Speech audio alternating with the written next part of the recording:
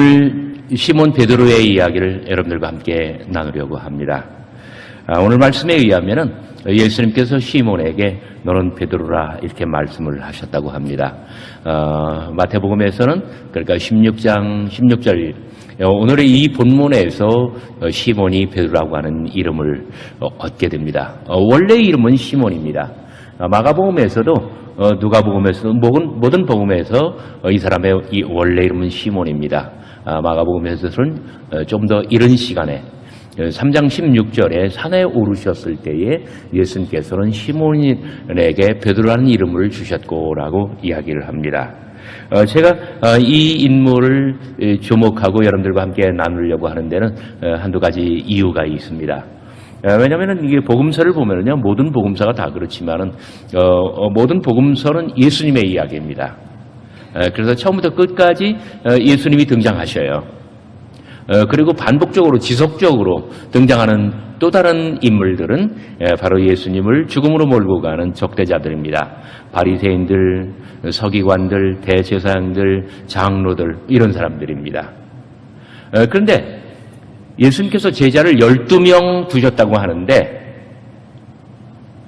그 중에 대부분의 사람들이 12명의 목록을 말할 때 한 번 언급될 뿐 별로 개인적인 역할이 없어요. 야고보와 요한은 세베대의 두 아들은 조금 등장합니다. 그런데 시몬 베드로는 여러 번 등장해요. 그런데다가 특별히 마태복음에서는 무리를 걷는 기적에서도 14장 예수님을 따라서 베드로가 물 위를 걸어요. 그리고 오늘 본문에서도 그리고 공관복음 모든 공관복음 마태, 마가, 누가 모든 복음서에서 시몬은 예수님을 향하여 주는 그리스도시요 이렇게 고백을 합니다. 시몬 베드로는 복음서에서 자취를 가장 많이 남긴 그런 사람이라는 뜻입니다. 그런데 시몬은 원래는 굉장히 못난 사람이었습니다. 4장 18절을 보시면은요, 마가복음으로 말하면 1장 16절입니다. 우리말로는 모두 시몬이 바다에 그물을 던지고 있었다라고 번역을 했지만 엔테이살라세 in the sea 그는 바다 안에서 그물을 던지고 그물질을 하고 있었던 것입니다. 거기에 비해서 세베대의 두 아들 야고보와 요한은 배를 한 척 소유하고 있어요. 자기의 아주 막강한 아버지와 함께 그리고 많은 사건들을 거느리고 있고요. 세베대의 두 아들 야고보와 요한은 일종의 기업형 어로였던 거예요. 거기에 비해서 시몬은 자기 동생 안드레와 함께 배를 소유하지 않기 때문에 바닷속으로 들어가서 갈릴리 바다 가장자리에서 작은 어종이나 그물로 잡아먹고 사는 일종의 하루 벌어 하루 먹는 그런 사람이었던 것입니다. 이런 사람이 어떻게 예수님의 수제자가 될 수 있었을까? 이런 못난 사람이 어떻게 예수님이 돌아가신 이후에 세계 기독교를 이끌어갈 만한 위대한 가장 위대한 제자, 가장 위대한 사도 그런 역사의 인물이 될 수 있었을까? 오늘 이야기가 저의 이 질문에 대하여 가장 좋은 설명을 해줍니다. 정답부터 말씀드리자면 그는 바위처럼 살았기 때문입니다. 오늘 예수님께서는 시몬에게 그리고 제자들에게 물으셨습니다. 사람들이 인자를 누구라 하느냐? 사람들이 인자를 누구라 하느냐? 그러니까 제자들이 세간에 유포되어 있는 예수님의 평판, 예수님의 명성, 예수님에 대한 사람들의 인식 이런 것들을 예수님께 보고를 합니다. 더러는 세례 요한, 더러는 엘리야, 더러는 예레미야나 선지자 중에 하나이다. 첫 번째 질문은 쉬운 것이었습니다. 사람들이 인자를 누구라 하느냐 물으셨을 때에 그저 세간에 퍼져 있는 예수님의 명성, 예수님의 이미지, 예수님의 명성이 무엇인가 그것만 얘기하면 됩니다. 그러나 예수님께서는 돌연 정색을 하고 제자들의 눈을 응시하며 물으십니다. 너희는 나를 누구라 하느냐? 너희는 나를 누구라 하느냐?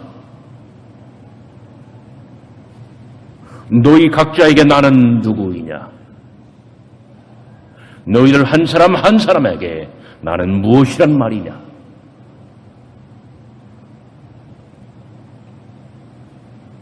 열두 명 예수님의 제자들은 한치도 물러설 수 없는 실존적인 고백의 막다른 골목으로 몰렸습니다.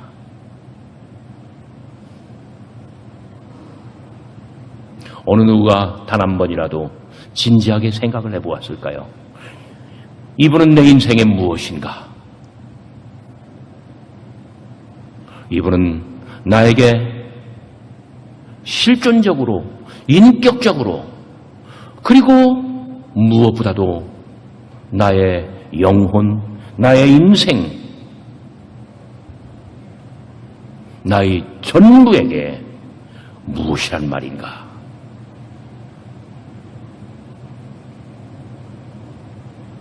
예수께서는 제자들 한 사람 한 사람의 가장 깊은 곳에 있는 그들에게 예수 당신이 누구인가를 정면으로 물으신 것입니다.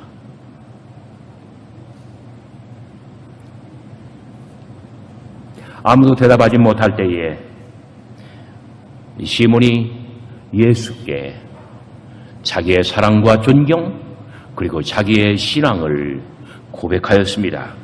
주는 그리스도시요 살아계신 하나님의 아들이시니이다. Zoe ho Christos, ho huios tu theu, tu zontos. You are the Christ, the Son of the living God. 당신은 그리스도이십니다. 살아계신 하나님의 유일하신 아들이십니다. 그때 예수께서는 말씀하셨습니다.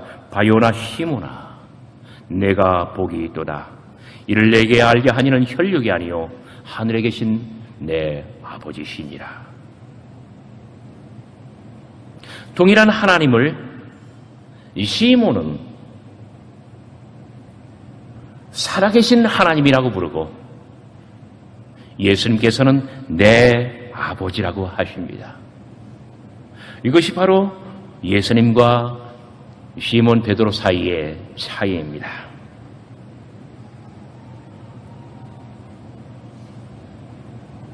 요나의 아들 시몬아,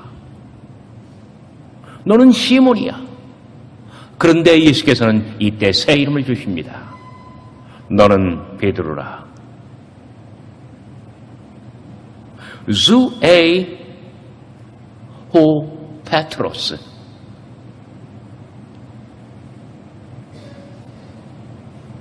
여러분, 오늘 우리가 예수 그리스도를 믿고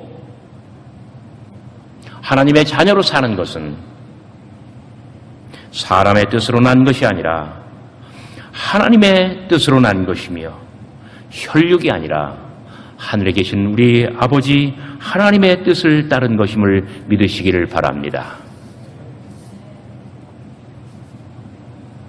바요나 시몬아, 너는 복이 있도다. 너는 베드로라.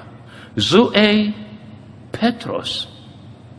페트로스라는 말은 원래 바위라고 하는 뜻입니다. 예수님께서 지금 이 순간 시몬에게 바위라고 하는 별칭을 주시는 것입니다. 너는 반석이라. 이 반석 위에 내가 내 교회를 세우리니.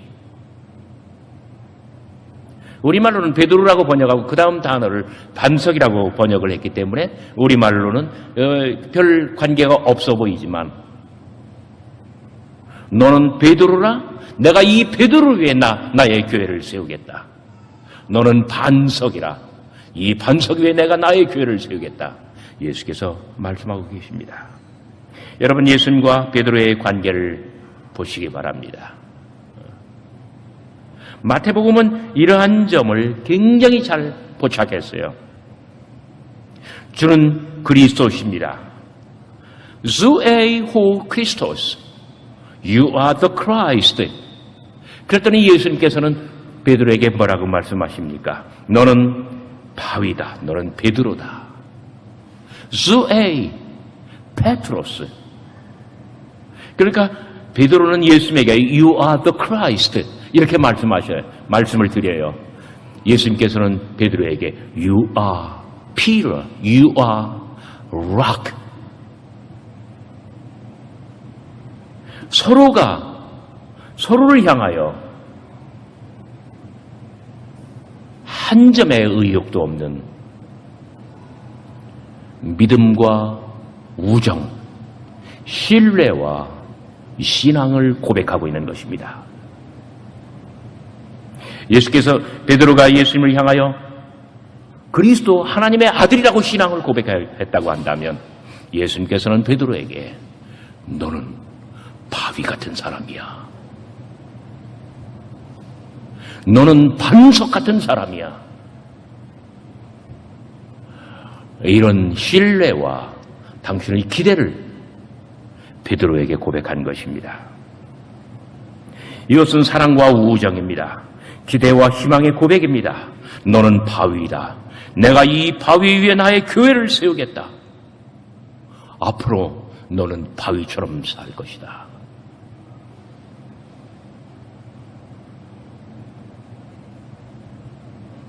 시몬은 이날 베드로 바위라고 하는 어떤 인생의 목표를 얻게 되었습니다. 모진 비바람에도 견디며 자리를 지키는 바위, 모진 핍박과 고난의 현장에서 하나님의 교회를 지켜낼 수 있는 그런 바위, 흔들림이 없는 바위.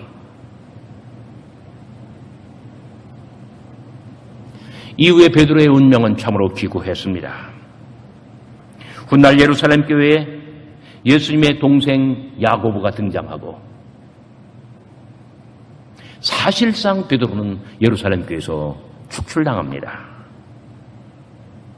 그럼에도 그는 바위처럼 자기의 자리와 자기의 본분을 지켜냅니다. 갈라디아서 2장 11절부터 14절까지 보면 불과 엊그저께만 하더라도 예수 믿는 이들을 잡아서 죽이는데 내어 던지던 이 사울이라고 하는 자, 그가 어느 날 자기가 부활의 그리스도를 배웠다며 겸연쩍은 웃음을 안고 나와 자기에게 부복하던 자, 그가 안디옥 교회에서 아주 대차게 베드로를 몰아붙입니다. 아주 새까만 후배, 정말 내 앞에 있을 수 없는 그런 후배에게조차도 그는 손가락질을 당하며 모질게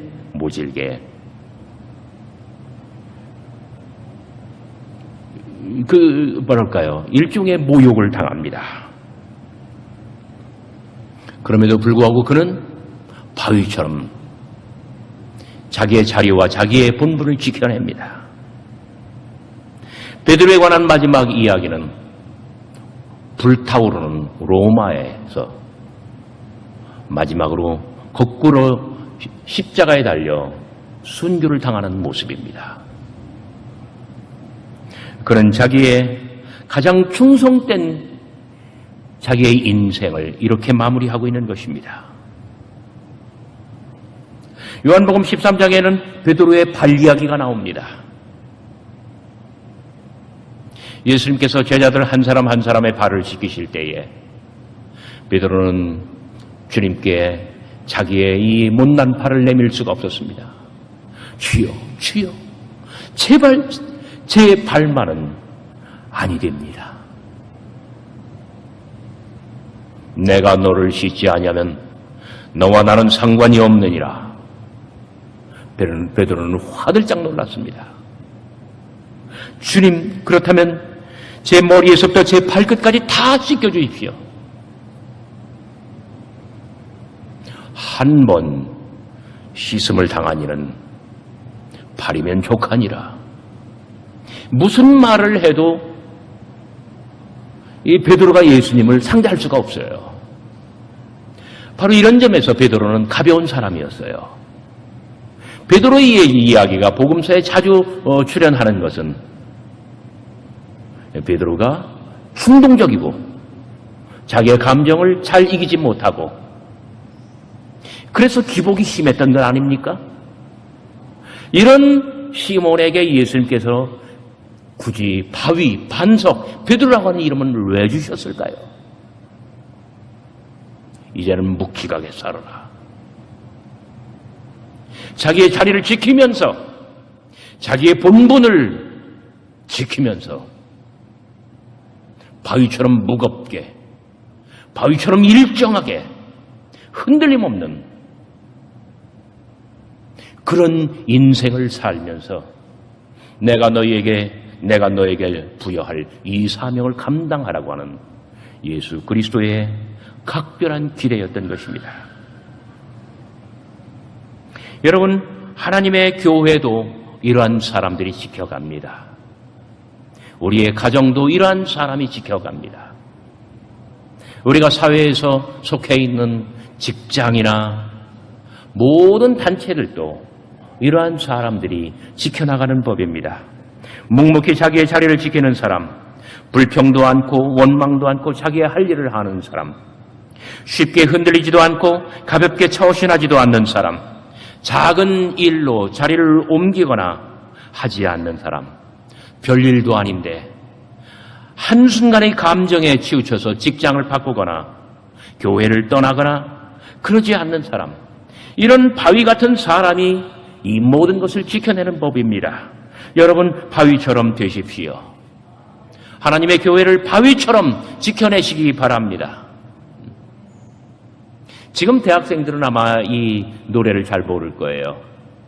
90년대 중반 그 이후까지 대학가에서는 정말 모든 행사에 부르는 노래가 있었어요. 제가 조금 알고 있으니까 한번 해볼게요. 음정이 틀려더라도 용서하시기 바랍니다. 바위처럼 살아가보자. 모진 비바람이 몰아친데도 어떤 유혹의 손길에도 흔들림 없는 바위처럼 살자꾸나. 바람에 흔들리는 것 뿌리가 얕은 갈대일 뿐 대지에 깊이 박힌 저 바위는 굳세게도 서 있으리. 제 목소리가 흔들려서 못하겠어요. 우리 모두 절망에 굴하지 않고 시련 속에 자신을 깨우쳐가며 마침내 올 해방세상 주춧돌이 될 바위처럼 살자꾸나. 모든 대학생들이 이 노래를 부르면서 그렇게 좋아했어요. 바위처럼 살아가보자. 모진 비바람이 불어친데도 세상에 그 어떤 모진 비바람이 몰아친데도 어떤 유혹의 손길에도 흔들림 없는 바위처럼 살아가보자. 예수님께서는 지금 시몬에게 바위라고 하는 이름을 주시면서 어떤 의미에서 이제 경솔한 사람 그만하고 묵직한 사람, 흔들림 없는 사람, 그런 바위 같은 사람이 되라고 분부하시는 것입니다. 여러분, 우리 대학교에도 저는 12년 만에 돌아왔습니다. 인원도 줄었고 재정도 감소하였고 사실상 수요예배도 없어졌고 새벽기도도 없고 12년의 세월이 어떻게 우리를 이렇게 만들었을까? 지금 하나님의 교회에 남아있는 사람들은 바위 같은 사람들입니다. 앞으로도 여러분들 바위처럼 묵직하게 하나님의 교회를 지켜내 주시길 바랍니다. 황해도모 교회의 두 청년이 한날 한시에 예수를 믿고 세례를 받고 또 집사를 거쳐 한날에 장로 장립을 받아 김장로, 홍장로가 되어서 그 교회의 야긴과 보아스 같은 두 기둥이 되었습니다. 하나님의 축복으로 재산이 유효하고 세상에서 명망이 있었습니다. 홍장로는 아주 헌신 사명으로 신학 공부가고 김장로는 교회를 잘 섬겼습니다. 수년 후에 홍장로가 김장로에게 와보니 김장로는 타락하여 교회에 출석하지 않았습니다. 김장로는 집으로 신방을 가보았더니 싱글싱글 웃으면서 말합니다. 아우도 내 사정 알지 않나. 40이 넘도록 슬하에 1점 혈육이 없으니 3,000가지 죄악 중에 무후휘태라 하였는데 아무리 예수를 믿어도 자손을 보야겠는고로 소실 하나 두었네. 하나님도 내 사정 아실 것일세. 아브라함도 첩도었고 다윗도 그리하였고 성경에 그런 사람 얼마나 많은가. 내 작은 마누라도 잉태된 지 5개월일세. 이제 아들 하나만 생기면 첩을 내보내고 그때는 정말 예수 잘 믿을 걸세. 여러분 어떻게 생각하십니까? 홍장로는 어이가 없었습니다. 형님, 망령 들었구려. 하나님이 주지 않는 아들을 당신 수단으로 만들어서 잘 될 줄 아시오? 개구리가 올챙이적 생각을 해야지. 그렇게 가난하고 못난 우리를 주 안에서 이만큼 축복해 주셨는데 배은망덕도 유분수지. 주님이 슬퍼하십니다. 속히 회개하시오.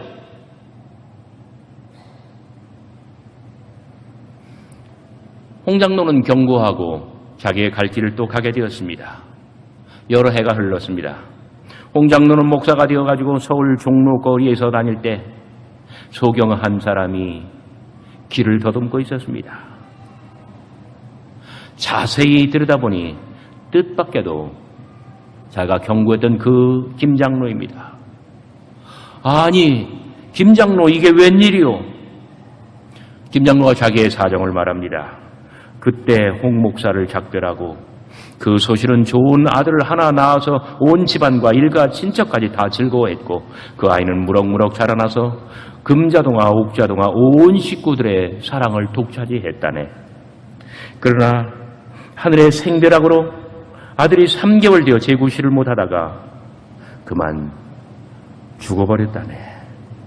김장로는 기가 막혀 죽은 아이를 부둥켜 안고 3일 동안 먹지 못하고 밤낮 울다가 상명지통이라고 눈이 멀고 말았다고 합니다. 형님, 이제라도 회개하시오. 사울이 눈 멀었다가 회개하고 눈 떴습니다. 만일 눈이 못 떠도 영혼 구원만은 받아야 하지 않겠소? 간곡히 권했으나 김장로는 아무리 해도 회개가 안 된다고 외칩니다. 그러더니 그 물에 빠져 자살하였고 그의 노모는 목매어 자결했다고 합니다. 여러분, 죄의 결과는 사망이요 배두의 종말은 멸망입니다. 바위처럼 살자라고 하는 것은 바로 이 때문입니다. 베드로는 기복이 심한 사람이었습니다. 어느 때는 자기의 감정을 주체하지 못하는 사람이었습니다. 그러나 그 순간순간 그의 청결했던 마음, 그의 순결했던 영혼, 주님께서 잡아주시지 아니하면 금방 넘어지고 말 운명. 우리 주님께서는 시문의 이 모든 것들을 알으셨고 그리고 사랑하셨고 그리고 그 옆에서 버팀목이 되어주셨습니다. 너는 베드로라. 너는 바위라. 너는 반석이다. 이 크고 육중하고 흔들림 없는 그런 바위처럼 살아라. 바위가 된 베드로에게 주어지는 축복은 두 가지입니다. 첫째, 천국의 열쇠를 네게 주겠다.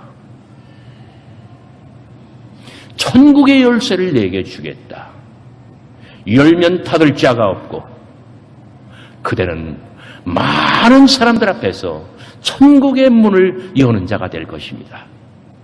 사랑하는 성도 여러분, 천국의 열쇠를 지니고 여러분들이 만나는 사람들 앞에 천국의 문을 열어주시는 여러분들 각자가 되시기를 주의 이름으로 축원합니다. 두 번째로, 내가 땅에서 매면 하늘에서도 매일 것이요 땅에서 풀면 하늘에서도 풀리리라. 일종의 매고 푸는 권세입니다. 매고 푸는 권세. 이것은 성서학자들의 분석에 의하면 이것은 사법적인 권한이라고 합니다. 그래서 여러분 그런 농담 많이 기독교 유머 많이 들어보셨죠? 천국에 가면 문간에 누가 있다고요? 베드로가 있대요. 그래가지고 베드로가 열어주면 천국에 들어가고요. 안 열어주면 지옥으로 간대요. 그러니까 천국에 들어갈 수 있는 권세와 없는 권세, 구원받을 수 있는 사람과 구원받지 못하는 그 모든 결정을 베드로가 한대요. 내가 너에게 천국의 열쇠를 주겠다. 내가 무엇이든지 땅에서 매면 하늘에서도 매일 것이요 땅에서 풀면 하늘에서도 풀리리라. 바로 나를 통해서 사람이 구원을 얻기도 하고 사람이 시험을 당해서 김장로처럼 될 수도 있습니다. 사랑하는 성도 여러분, 우리가 신앙생활을 하면서 오늘 시몬과 예수 그리스도의 만남처럼 우리가 예수 그리스도를 정면으로 대했을 때에, 우리가 신 앞에 단독자가 되어서 주님 앞으로 나아갔을 때에 우리 주님께서